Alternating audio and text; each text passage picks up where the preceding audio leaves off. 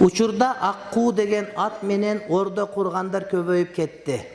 Кандай жол менен аларды туура жолго салууга болот дейт, кеңеш берсеңиз.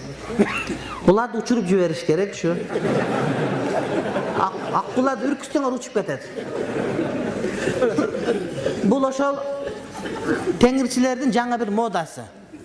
Түркістанға барып келіп аккуу болуп бардык, эркек катын аралашып эле мазар кылып жатып калышты булар. Бул туура эмес жол, бул күфүрлүк жол. Бул динде жок, бул капыр, мусулман эмес, ширк. Жаназага бизге окулунбайт, базарга коюлунбайт. Эркек катын ортодо талак нике жок буларда. Мусулман эмес, аккуу дегендер. Ордо ачкандар. Ордо мына уже мечит бизде. Ордо биздики мечит болду.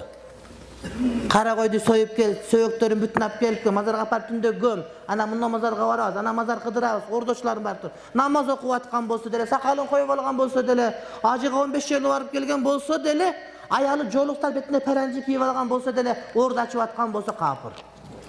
Бул ачык сөз ушу. Жакшы деп ушинтип келип атабыз, бирок аккуу ордо мордо деген туура эмес.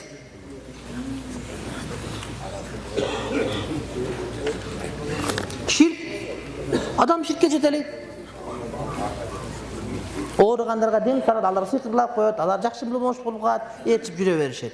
Элди журтту бузгандар. Биз кыргыз аз эле элбиз. Бизге эки динди карманган жарашпайт.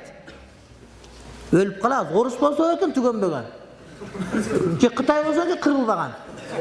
Жок, кыргызга жарашпайт. Ошон үчүн койгула туугандарын башка маска, башка жол, аккуу маккуу дегендер кереги жок бизге. Келсе, ошо бара турган жерге кайра кет. Бизге кирбөйдү айтып укугуңар бар силердин. Элдин ынтымагы бир болуш керек, сакталыш керек.